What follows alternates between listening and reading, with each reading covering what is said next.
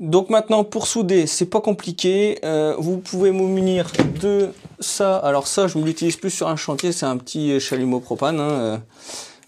Donc ça, c'est un petit, enfin vous pouvez le trouver partout. Hein. C'est Express qui fait ça, mais vous pouvez le trouver partout. Enfin dans tous les magasins de bricolage, ça se trouve partout. Mais ça, je l'utilise plus sur le chantier parce que là, en fait, quand je suis à l'atelier, moi j'ai une petite bouteille comme ça que je pose par terre et où j'ai mon petit chalumeau Express que je vais certainement changer parce que j'ai vu que Virax faisait un truc vraiment pas mal, donc je vais essayer de voir avec eux si je peux pas en récupérer un, enfin si je peux pas en acheter un plutôt, parce que récupérer un c'est pas la peine, ce sera pas possible, mais je vous mettrai le lien dans surtout allez voir dans la vidéo, je vous mettrai le lien du chalumeau de chez Virax qui a l'air vraiment pas mal et qu'on peut brancher sur une bouteille de propane quand vous êtes à l'atelier, soit une petite soit une plus grosse, hein, une grosse quoi. Vous branchez dessus avec un détendeur, c'est un kit complet avec le chalumeau, le détendeur, et ce qui fait que vous pouvez augmenter la pression de votre bouteille, enfin de votre détente. Donc en fait, comme vous augmentez la pression, vous allez avoir une plus grosse flamme qui va bien chauffer et limite on pourrait recuire du cuivre avec. Donc ça, ce serait vraiment un gros avantage, ça éviterait de ramener le gros chalumeau à chaque fois. Alors on ne pourra pas souder à la brasure forte avec, mais c'est un truc qui peut être pas mal. Donc surtout, je vais vous mettre le lien dans la description, si ça vous intéresse, allez voir, je vais certainement me l'acheter dans peu de temps. Donc voilà, donc moi je vais utiliser ça aujourd'hui, mais sur le chantier, il n'y a pas de souci, soudure à l'étain, vous pouvez prendre ça, ça va super bien. Après, donc ça je vais le poser au sol, parce que c'est un qui traîne là pour l'instant. Après, petite brasure à l'étain. Donc moi, à l'étain, je prends toujours de l'étain avec de l'argent, pareil que la brasure forte. Je prends de la brasure, enfin de l'étain à l'argent. Donc il doit avoir à peu près pareil 6% d'argent, un truc comme ça, c'est pas énorme, mais ça permet de le fluidifier beaucoup plus et ça soude vachement mieux. Un petit décapant. Donc moi je prends du décapant liquide, mais vous pouvez prendre du décapant en pâte, hein, c'est pareil, Castolin, Geb, enfin tout le monde en fait. Moi j'achète ça chez Vanmark, c'est un fournisseur belge, peut-être que certains connaissent, d'autres non, donc vous embêtez pas avec ça, mais Castolin, Geb, enfin tout le monde, hein, tous les fabricants de soudure, enfin tous ceux qui font de la soudure en vendent, c'est pas gênant. Un petit tampon Jex, donc moi j'achète ça en rouleau. Donc après je le découpe à dimension pour pouvoir nettoyer mes différents cuivres pour pouvoir souder. Donc ça super important. Après j'ai mes petits GCU, donc là j'en ai 11, donc j'ai un sachet de 10 plus 1. Donc ça c'est pareil, je les prends chez Le Galet. Donc ça vous voyez là il y a la référence chez Le Galet, ça je pourrais le mettre dans le lien aussi si vous voulez. Mais ça des GCU on en trouve partout. Hein. C'est des souches à souder ça s'appelle, mais... Ouais, ça dépend, je sais même pas comment ils l'appellent là, manchon, FC mal, ouais. En gros, c'est des GCU ou des souches à souder quoi. Ça, et j'ai mes bouchons en cuivre, mes petits bonnets en cuivre, ça s'appelle des bonnets en cuivre à souder. Donc, ça pareil, j'en ai 3, 2 ici, un là, et là ici, le GCU, je l'ai pas encore sorti, parce que de toute façon, je le souderai sur le chantier. Donc je le ramènerai sur le chantier directement. Donc là, ce que je vais faire, c'est que je vais décaper mes 3 bouts de tuyaux là où j'ai mes bonnets à souder. Et je vais décaper mes 11 tuyaux pour mettre les GCU dessus et pouvoir souder. Donc je vais mettre ça là et ça ici. Hop, voilà. Donc ça, le tampon Jex, bien astiqué. Alors l'avantage, c'est que là, mes cuivres sont déjà propres. Donc là, un petit coup de tampon Jex, nickel. Mais s'il est un peu plus oxydé, il faut insister un peu plus pour qu'il soit, allez, on va dire brillant, quoi, histoire qu'il soit bien décapé. Donc là, je vous mets en accéléré. Et puis, on se retrouve juste après. Quand je vais mettre le décapant, je vous explique 2-3 petits trucs.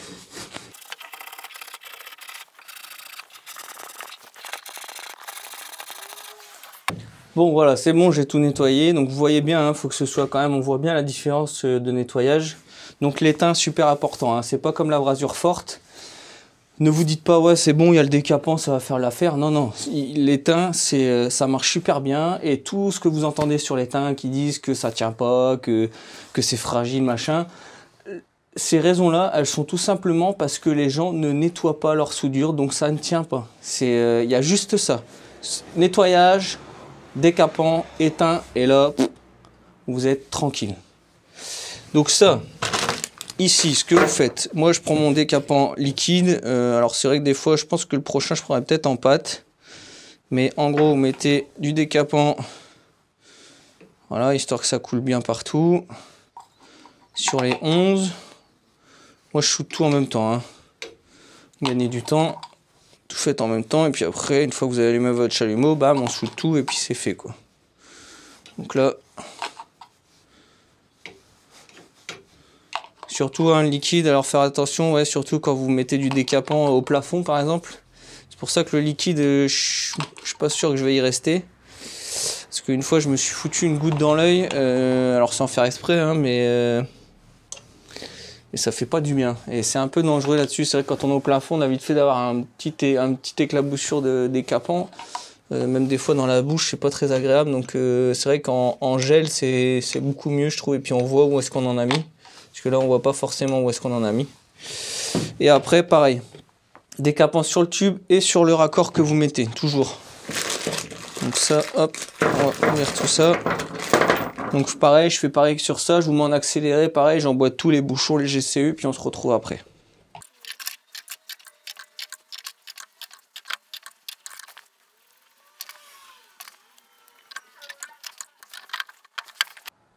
Bon donc voilà, c'est bon, là j'ai mis tout le décapant partout, là, là vous avez dû voir dans l'accéléré, j'ai quand même poncé mes bouchons en cuivre parce que je les avais pas fait, donc j'ai poncé l'intérieur, j'ai mis du décapant, je les ai mis. Et là je vais attaquer la soudure et je vais essayer de vous filmer la soudure que je suis en train de faire, comme ça je vais vous expliquer en même temps comment, pour ceux qui connaissent pas comment on soude à l'étain, un petit peu le principe de fonctionnement. Donc surtout ponçage, décapant qui convient à la soudure à l'étain et décapant sur les deux faces, donc sur le cuivre et sur le raccord laiton, ou cuivre-cuivre, c'est pareil, tout ce que vous emboîtez l'un sur l'autre, c'est décapant des deux côtés. Donc là je vais prendre ma petite bouteille que j'ai là, hop, voilà, je vais prendre mon étain, j'ouvre la bouteille et là c'est parti. Donc là voilà, je vais chauffer pareil par le haut. Mais alors c'est pas du tout comme la brasure forte. Quand vous soudez, il faut vraiment souder léger. Donc là, voilà, on voit que le décapant est en train de buller. Jusque là, c'est bon. On chauffe bien, mais pas trop non plus. Hein. On met un petit, voilà, vous voyez déjà que l'étain ils fond. Hop, un petit coup comme ça et c'est terminé.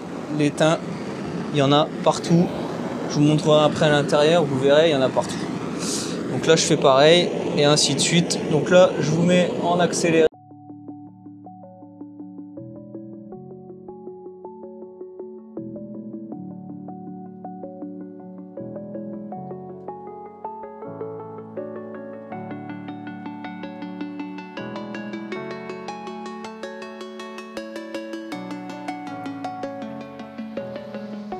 Bon voilà, vous avez vu, donc la soudure à l'étain, franchement, si c'est bien nettoyé et tout, comme je vous l'ai déjà dit, il n'y a aucun souci et c'est super facile à souder. Hein. Là, vous avez bien vu, j'ai chauffé un petit peu. Une fois que ça a bouillonné, que mon décapant a bouillonné, je mets un petit coup la baguette d'étain, voir si elles fond. Si elles font pas, vous rechauffez un peu légèrement, vous remettez votre baguette, vous mettez une goutte, deux gouttes, terminé, c'est basta, c'est fini. Hein. Si vous chauffez par le bas et vous mettez la goutte par le haut, la capillarité se fera entièrement. Donc là, il n'y aura pas de souci.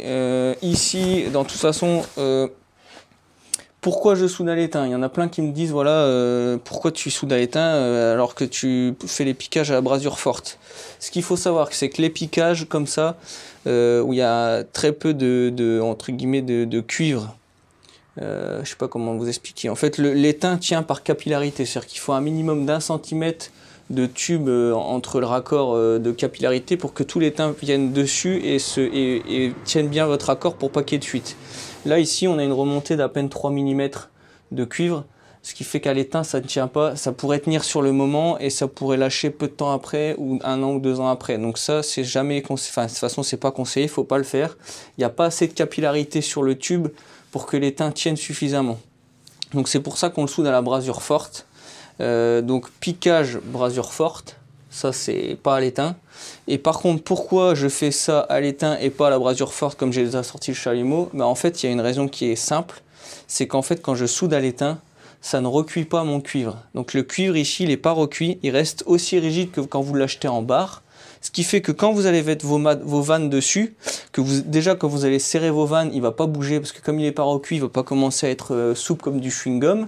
Et quand vous allez venir emboîter vos raccords multicouches ou PE ou autre chose, peu importe, quand vous avez tendance à forcer un peu pour rentrer votre tuyau ou votre écrou libre, etc., peu importe, et comme vous êtes bien rigide ici et que c'est bien tenu par votre collier, ça ne bouge pas et comme c'est pas recuit, le cuivre il se barre pas dans tous les sens. Donc voilà pourquoi je soude à l'étain.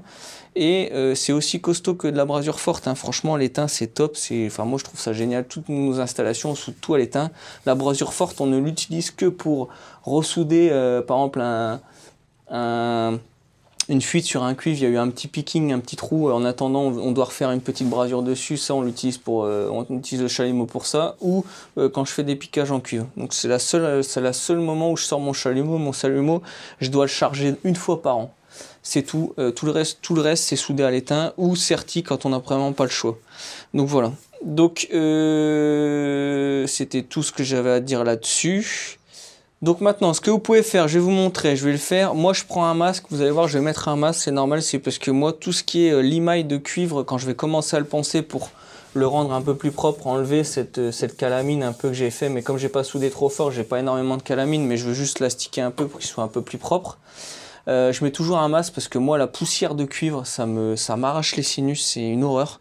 Je me tape un mal de crâne un quart d'heure après, donc je vais mettre un masque, c'est pour ça. Alors je sais pas si ça vous fait la même chose, peut-être qu'il y a des gens qui réagissent moins bien, mieux, enfin je sais pas trop. Mais en tout cas, moi c'est sûr maintenant je mets un masque parce qu'à chaque fois que je me suis dit ouais c'est bon, j'ai pas grand chose à poncer, je me suis tapé une migraine de dingue. Donc je mets un masque et je vous montre comment je ponce avec pareil le tampon-jex pour que ça rende un peu plus brillant.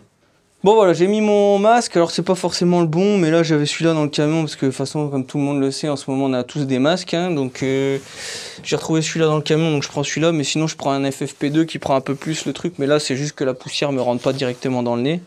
Donc là après c'est assez simple, hein.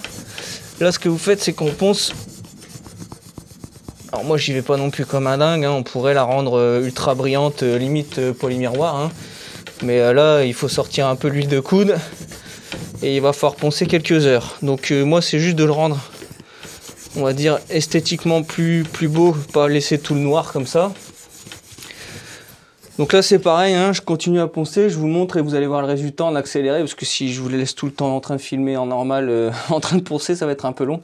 Donc là j'accélère tout, une fois que j'ai fini, c'est pareil, on se retrouve juste après. Allez, c'est parti.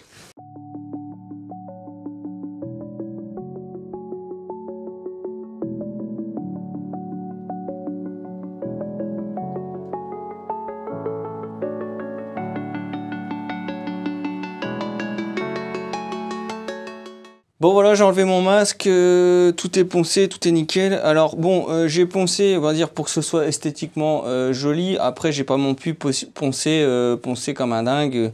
C'est une nourrice qui va se retrouver derrière un meuble, donc ça va être fermé, on verra plus rien.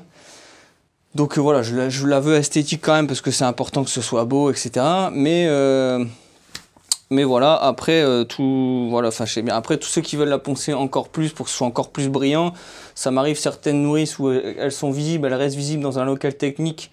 Je les ponce beaucoup plus que ça et je les vernis pour qu'elles soient brillantes tout le temps et qu'elles se ternissent pas dans le temps. Donc ça, c'est possible aussi qu'une petite bombe à vernis, une fois que c'est bien propre, bien nickel, mettez un coup de vernis dessus, au moins elle reste telle qu'elle, elle est propre. Donc voilà, vous faites comme vous voulez. Après, ce qu'il faut savoir, c'est pourquoi je soude à la brasure forte et pourquoi je soude à l'étain. Brasure forte ici, puisque vous pouvez pas souder à l'étain parce qu'il n'y a pas assez de capillarité en fait sur les piquages. Les bords qui se relèvent sont pas assez importants pour que l'étain puisse se mettre tout le tour du tuyau et que la capillarité soit assez bonne. Il y a des risques de fuite si vous soudez à l'étain, ça peut tenir, mais dans le temps ça tiendra pas. Donc surtout toujours piquage cuivre, brasure forte, ça faut pas se poser la question, c'est brasure forte. Et pourquoi je soude ici à l'étain et pas à la brasure forte, parce que j'ai sorti le chalumeau, donc pourquoi pas souder à la brasure forte ici? La raison est simple, c'est que l'étain, en fait, quand vous soudez à l'étain, ça ne recuit pas le cuivre. Donc en fait, comme le cuivre il n'est pas recuit, il reste rigide et il n'est pas souple. Parce qu'un cuivre recuit, vous savez bien que dès qu'on commence à le trifouiller un peu, il se tord, voilà, quand vous serrez, il a tendance à se vriller. Moi ça j'aime pas ça. Donc l'avantage c'est que là, comme il est bien pris dans les colliers, quand je vais serrer mes vannes et que quand je vais serrer mes vannes, il va pas bouger, donc je pourrais serrer tout en tenant mon raccord forcément. Mais même si je me loupe un coup, je sais pas, mon cuivre qui va partir en banane, il restera rigide. Et quand je viendrai emboîter mes multicouches ou mes PE qu'on a besoin des fois de forcer, parce que vous le savez bien, des fois on a besoin un peu de forcer pour qu'ils rentrent, et vous n'avez pas le cuivre qui part dans tous les sens. Donc la raison elle est là, elle est simple. Après moi je ne soude jamais sur le chantier, tout ce que je soude c'est à l'étain. Le peu que je soude au chalumeau, c'est si je veux avoir un cuivre de percée où il faut remettre un peu de métal d'apport pour reboucher le trou en attendant, je vais le souder au chalumeau, mais tout le reste du temps c'est que à l'étain. Et si j'ai un peu d'eau, je mets des raccords à sertir. Je sors quasi jamais le chalumeau. Le chalumeau, je le recharge une fois par an pour faire mes piquages en cuivre et mes nourrices que je fais toute l'année, quoi. Donc voilà, sinon tout le reste du temps, vous l'avez vu, hein, j'ai mon petit propane, machin, et ma petite lampe à souder qui est là sur le côté. Donc voilà, après, tout ça pour dire que ce que j'ai envie de vous dire là, je vais vous passer un petit message, c'est que surtout, je vous le dis, je suis pas Dieu, je sais pas faire mieux que les autres, je sais pas, enfin, voilà. Surtout, n'ayez pas peur, si vous avez envie de le faire, faites-le. N'écoutez pas les autres qui disent oui, mais de toute façon, ça sert à rien de faire ça, t'achètes des nourrices toutes faites, machin. Franchement, si vous avez envie de le faire et si ça vous fait plaisir de le faire et si vous éclatez à faire ça et que si vous avez envie de le faire parce que vous l'avez jamais fait, lancez-vous. C'est pas, on s'en fout. Les gens, ils pensent ce qu'ils veulent. N'écoutez pas tout le monde. Faites ce que vous avez envie de faire. Faites-vous plaisir, faites comme moi. Enfin, moi, voilà, ça m'éclate. De toute façon, si vous regardez la vidéo et que vous êtes encore en train de regarder et que vous m'écoutez en train de parler, c'est que ça vous intéresse. Et si ça vous intéresse, je vous le dis, si vous l'avez jamais fait, si vous avez peur de le faire, lancez-vous parce que je suis pas meilleur qu'un autre. Tout le monde est capable de le faire. À partir du moment où, même si vous n'avez pas l'outillage, vous n'avez pas la machine à piquage, vous prenez une pince en boiture, vous faites un trou. Vous faites un pré-trou et après vous évasez vos piquages à la pince en boiture. Si vous n'avez pas de pince en boiture, vous le faites à la broche. Alors ce sera un peu plus compliqué, un peu plus long, ça c'est sûr. Mais vous allez y arriver et vous allez tester. Vous allez faire des tests, vous allez peut-être merder au début. Moi j'ai fait des nourrices où je me suis complètement planté parce que j'ai pas réfléchi, j'ai voulu aller trop vite, ceci, cela. Et ça vous arrivera à tous, vous allez tous vous planter. Et si vous ne plantez pas, tant mieux pour vous. Franchement, mais surtout, n'ayez pas peur, lancez-vous, c'est le plus important. Il n'y a que ceux qui ne font rien, qui leur arrive rien. Donc je vous le dis tout de suite, après je vous laisse tranquille avec ça, mais c'était important que je le dise parce que c'est un message que je voudrais faire passer, c'est qu'on a un super métier, on peut faire encore aujourd'hui pas mal de choses, beaucoup de choses sympas où on s'éclate. Donc je vous le dis, et ce sera mon dernier mot, faites-vous plaisir, éclatez-vous, et si vous avez envie de le faire et que vous ne l'avez jamais fait et que vous pensez que vous n'êtes pas capable de le faire, vous vous trompez parce que vous allez être capable de le faire, vous allez vous entraîner, vous allez vous acharner là-dessus et à un moment donné vous allez y arriver et ça va sortir et vous serez content de vous et ça c'est le plus important. Donc faites-le, le travail, de toute façon c'est la santé, donc bossez, vous vivrez vieux. Voilà, c'est ce qu'il faut se dire. Donc sur ce, je vous laisse tranquille avec ça. Maintenant, ce que je fais, c'est que je vais vous expliquer comment, qu'est-ce que je mets en étanchéité sur les GCU ici et qu'est-ce que je mets dessus après sur les vannes directement, justement que je me permets justement même en atelier de vraiment de préfabriquer au maximum. Donc tout ce que je peux faire à l'atelier, il faut le faire à l'atelier. C'est toujours du temps de gagner sur le chantier. Donc même un raccord multicouche que je vais vous montrer que je fais, serrez-le si vous êtes sûr du multicouche qui arrive, faites-le, au moins ce ne sera pas à faire sur le chantier. Donc là ici, moi je vais équiper tout ça en vanne parce que tout ce qui est de l'autre côté n'aura pas de vanne. Les toilettes, je veux pouvoir les couper directement à la nourrice parce que j'ai une vanne de commande mais c'est un peu compliqué d'accès donc je préfère avoir une vanne de coupure. Tous les lavabos, je vais pas mettre de vanne côté lavabo, je vais mettre des vannes côté nourrice pour pouvoir tout isoler.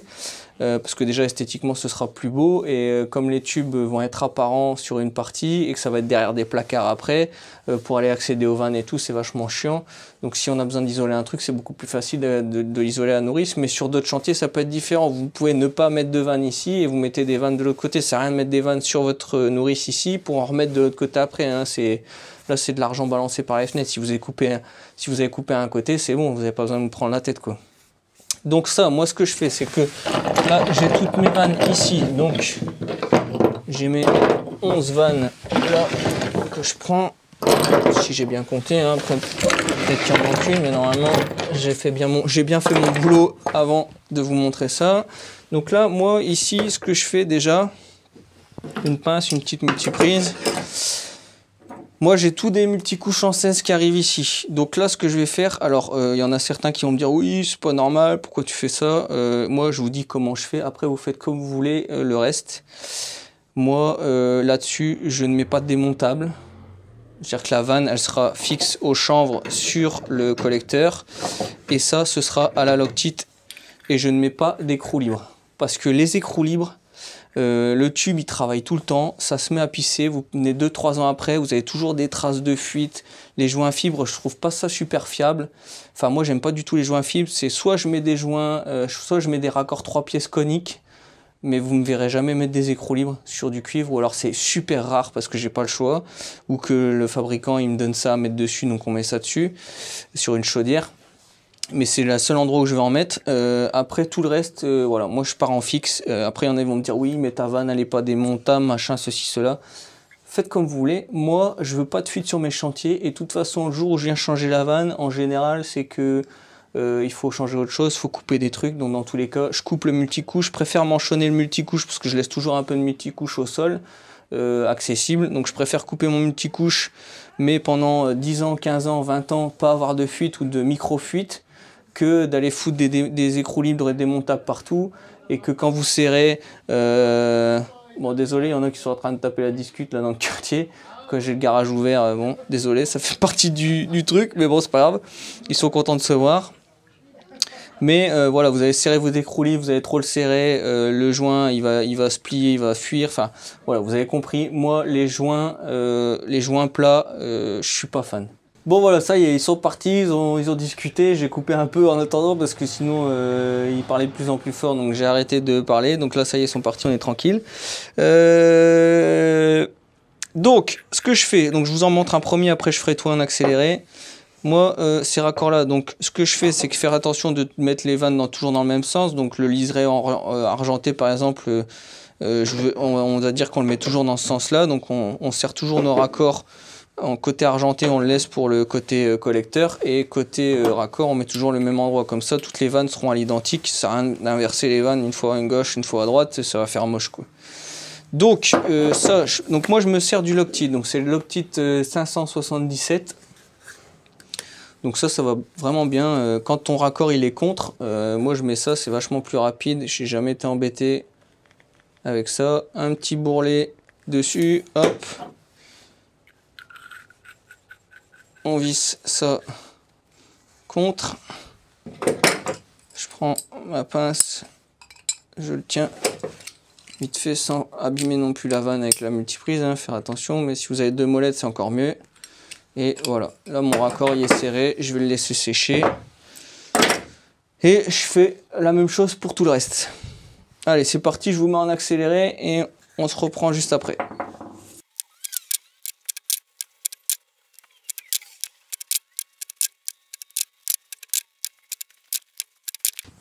Bon voilà, c'est bon, j'ai tout serré à la Loctite, au moins tous les raccords multicouches. Donc vous inquiétez pas, il y en a qui sont bleus, il y en a qui sont blancs, il y en a qui... En fait là j'ai fait les fonds de tiroir parce que j'ai pas ma livraison de raccords qui arrivait en multicouche.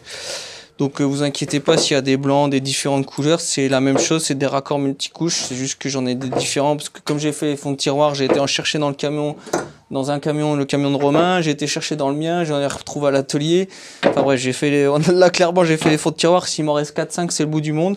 Donc c'est un peu la galère, mais bon c'est pas grave. Donc là voilà, là j'ai toutes mes vannes qui sont faites. Par contre ici je ne me fais jamais à la Loctite parce que les vannes déjà je veux pouvoir qu'elles soient... En fait la Loctite c'est bien quand vous pouvez mettre le raccord jusqu'au bout et bien contre et serré. Sauf que là, quand vous voulez mettre votre vanne dans un certain sens, vous n'êtes jamais sûr que vous êtes contre, vous n'êtes jamais embuté. C'est très rare que vous soyez embuté.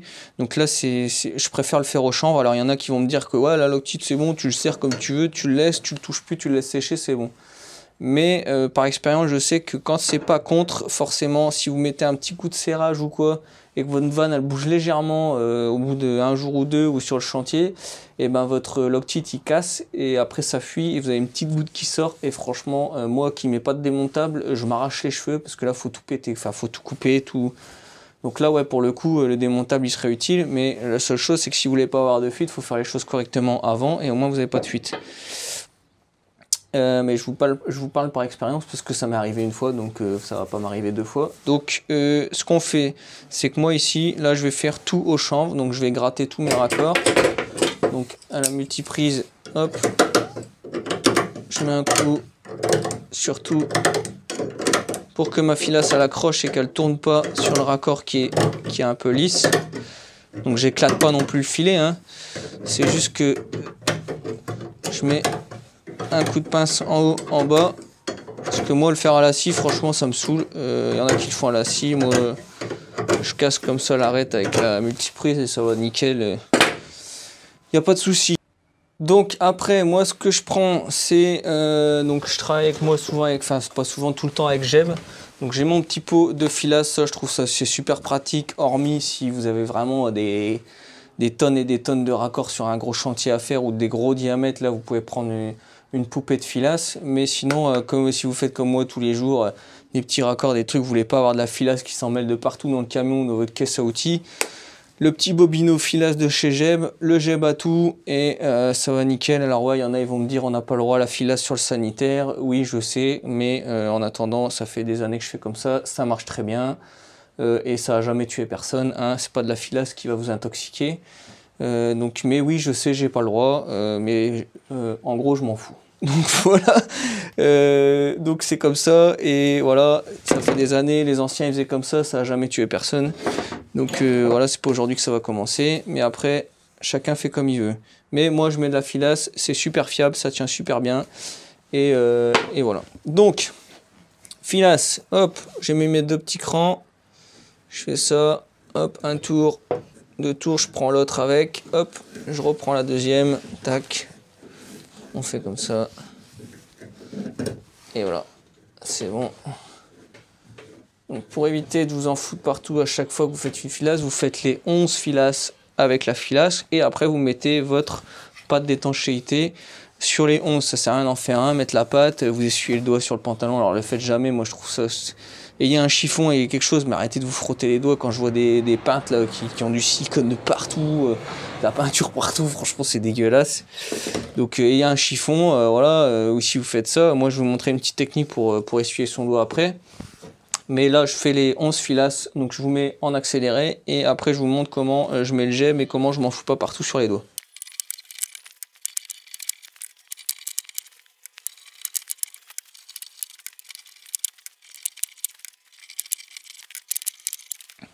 Bon, c'est bon, on est ok là. J'ai fait tous les joints filasse, nickel. Donc maintenant, je prends mon Gebatou et je vais aller dans le sens là. Voilà. Donc là, on met une petite lichette. Hop. On est bien partout. Donc là, voilà. Donc là, c'est pareil. Je vous mets un petit accéléré et une fois que j'arrive au dernier, je vous montre comment je fais pour pas en avoir plein les doigts à la fin. Donc allez, c'est parti.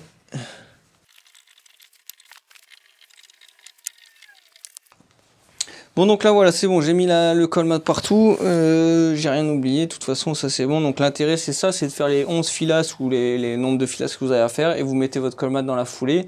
Après il vous en reste toujours un peu sur le doigt, et c'est pour ça que je prends des petits pots comme ça, parce que déjà dans votre caisse ça prend pas de place, moi c'est toujours dans ma caisse. Et en fait l'avantage c'est que je peux le frotter mon doigt dessus, et c'est pas comme sur un pot, il y en aura tout le tour, après sur le bord il y en aura plein sur le bord et tout, et ça va sécher, ça va être galère. Là en fait, moi ce que je fais, c'est que j'ai trouvé une technique, c'est que je me racle le doigt. Là, ouais, vous prenez tout, vous raclez votre doigt sur le bord, et vous allez voir que j'en ai plus du tout sur le doigt. Voilà. Et là, il n'y en a plus sur le truc, et on referme son bouchon, et on n'a rien gaspillé du tout, et on n'en a pas plein le bleu. Donc franchement, ça pour le coup, c'est un petit truc que j'ai fait. Alors peut-être qu'il y en a qui le font déjà, hein, je sais pas. Mais j'ai trouvé ça un peu tout seul en me disant tiens, j'ai essayé de racler au début, je me dis tiens ça va pas trop mal. Donc voilà, j'ai fait comme ça.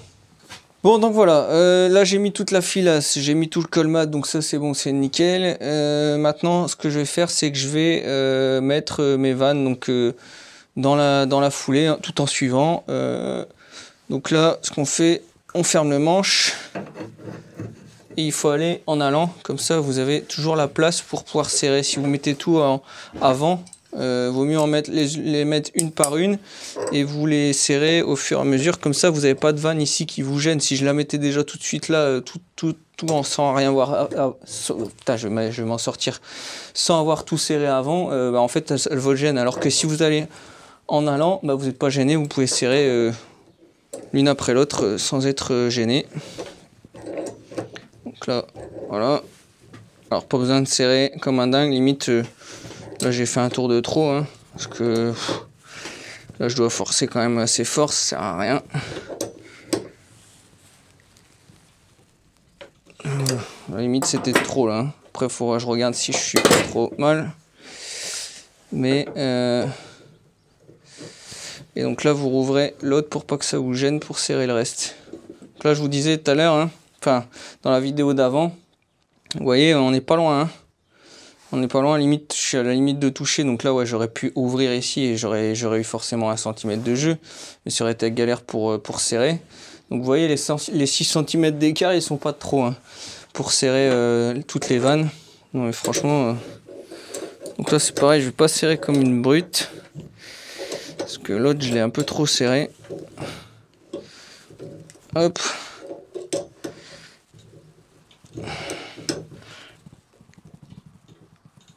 Voilà.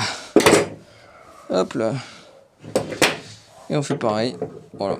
Donc ça pareil, hein, vous connaissez la musique maintenant, en accéléré et à la fin on se retrouve.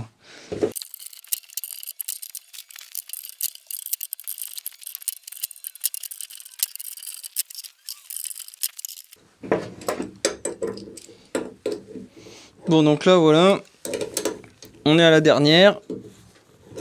Donc un bon coup là, dès que ça force un peu,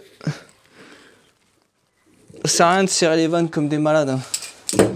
Il faut qu'elle est bien contre. Déjà si à la main ça serre bien, après vous remettez encore un tour à la clé, ça suffit, hein. Après vous prenez un chiffon, vous enlevez un peu, s'il y a un peu trop de loctite qui est sorti, pareil sur la filasse, enfin, sur le colmat s'il ressort un peu de trop. Donc ça c'est plus propre, ça coûte rien et au moins on n'en a pas plein les pattes. Donc là on va tout couper, hop. Là, vous voyez c'est quand même bien rigide, hein. Même si c'est soudé à la brasure forte ici, comme c'est pris là et que là c'est pas recuit. Là vous voyez, si je fais ça, là si j'avais été soudé à la brasure forte, laisse tomber, la vanne elle serait restée en haut ou en bas, hein. J'aurais pas pu la secouer comme ça, même si j'avais serré avec, elle aurait bougé, hein. J'aurais eu toutes les vannes dans n'importe quel sens. Donc c'est l'intérêt de souder à l'étain. Et vous inquiétez surtout pas, hein, tout ce qui est a priori de dire oui l'étain c'est fragile, c'est pas fragile l'étain, c'est des conneries. Ça, tous ceux qui disent ça, c'est tous ceux qui font du brin, qui décapent pas leur cuivre avant, qui mettent pas le bon décapant ou qui mettent un étain, je sais pas moi, pour souder les circuits imprimés. Enfin, si tu mets le bon décapant, le bon étain et que t'as bien poncé ton cuivre, je te mets au défi d'avoir une fuite, hein. Franchement, c'est impossible. Moi, des fuites sur l'étain, je vais pas dire que j'en ai jamais eu, c'est parce que j'ai soudé, j'ai voulu m'obstiner à souder alors que j'avais toujours un petit peu d'eau dans le tuyau, donc voilà. Enfin voilà, mais c'est toujours quand tu respectes pas ce que tu dois faire. C'est très rare que t'aies une merde. Si t'as fait tout ce qu'il fallait faire, c'est très rare que t'aies une merde. Mais voilà, on fait tous des essais. Après, voilà, on se fait avoir une fois, on se fait pas avoir 2 fois, hein. Donc moi, c'est pareil, l'étain, dès que j'ai un petit peu d'eau dans le tuyau ou quoi, c'est mort. Je soude plus. Je mets un raccord à sertir ou quoi, mais l'étain, c'est sûr que dès que t'as de l'eau, même un petit peu d'eau, si t'arrives pas à l'enlever, cherche pas, ne te dis même pas, je vais essayer de souder, on verra bien. Parce que je te dis tout de suite, c'est fuite, hein. C'est là pour le coup, pour ça c'est mort. Alors que la brasure forte, c'est un peu plus simple de souder, même quand t'as de l'eau, t'arrives quand même à te démerder à souder. L'étain, c'est mort. L'étain, soit t'arrives à relever le tuyau ou quoi, mais sinon tu laisses tomber. Donc voilà pour ça, ça c'est bon, ça c'est fait, toutes les vannes sont serrées, on est nickel. Donc vous voyez là on est quand même bien aligné, hein. Il y en a peut-être un qui a peut-être 2 mm, ça c'est vrai que j'aurais pu regarder mais bon. Franchement je trouve que c'est déjà pas mal pour une nourrice qui va se retrouver derrière un placard. Et c'est vrai que des fois il y a des trucs là quand je fais la vidéo. Alors je me trouve pas d'excuses hein, parce que voilà pour moi c'est pas encore trop gênant, faut que ce soit quand même quelque chose qui reste vendable, hein. Je veux dire c'est comme je disais dans la vidéo précédente. Si on veut faire vraiment tout au top du top, nickel, polymiroir, faire les gueules de loup, les machins, les trucs.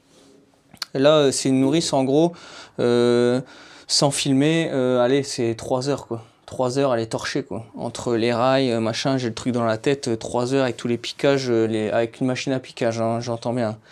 Mais voilà, en 3 heures, elle est pliée quoi, avec toutes les vannes au cul et tout. Donc en gros, une fois que vous avez l'habitude, c'est pas encore la main d'œuvre qui va coûter cher, hein. C'est pas si vous avez moyen de le préfabriquer à l'atelier et tout, franchement. Sur des nourrices comme ça, je suis pas sûr que ce soit beaucoup plus cher que ça, quoi. Si vous vous achetez une nourrice en laiton avec toutes les vannes équipées, machin, bon, ok, ouais, de toute façon, vous allez quand même devoir la fixer au mur, vous allez quand même devoir mettre des chevilles mollies. Ouais, c'est sûr que ce sera forcément plus cher.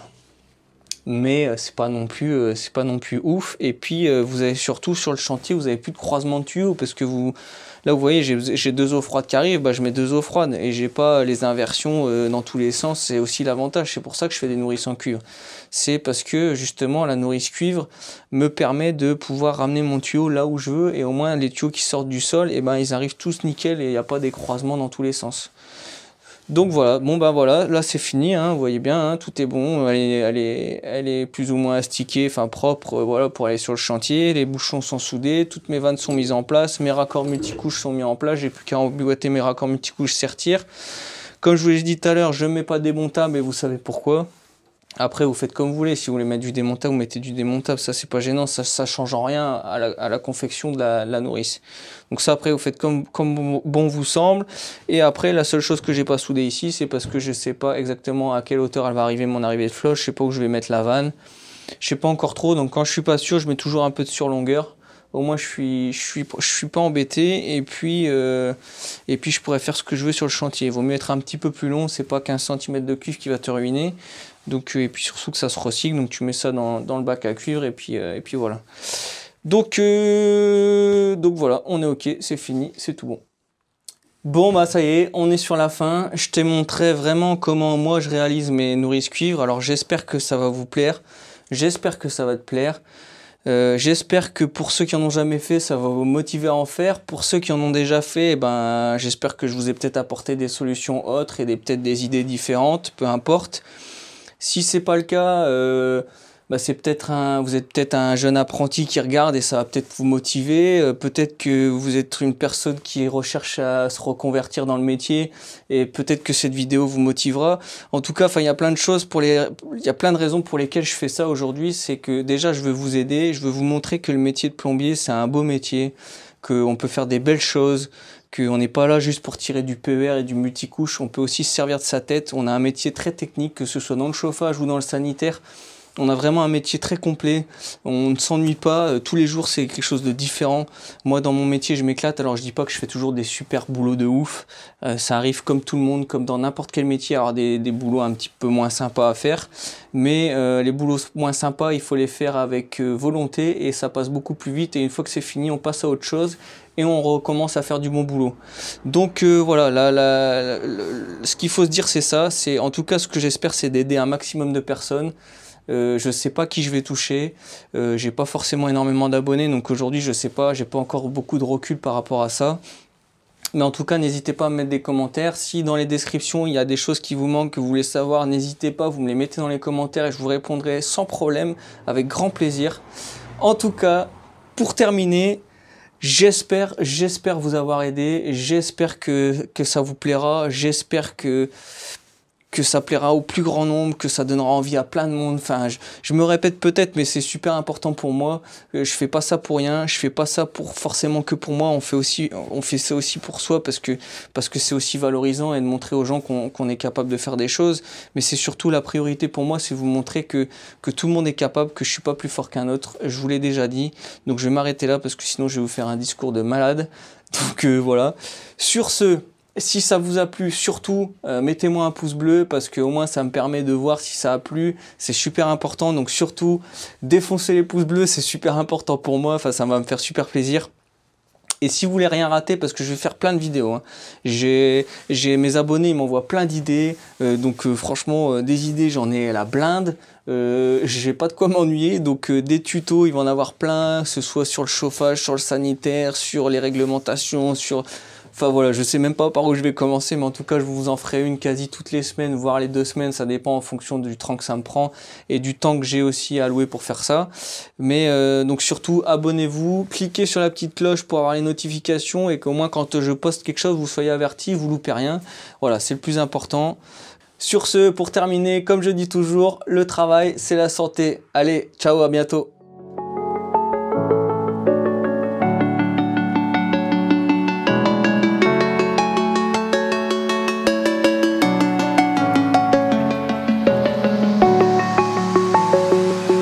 I'm alone, I'm a broken home. I gave you all the bricks that I own and know. I'm letting go, I'm breaking these walls down, breaking these walls down. If you want adventure, then fly to home. But if you wanna travel, then go alone. Yeah, what's the point in us if I never know? Yeah, if you're gonna leave, I'ma let you go.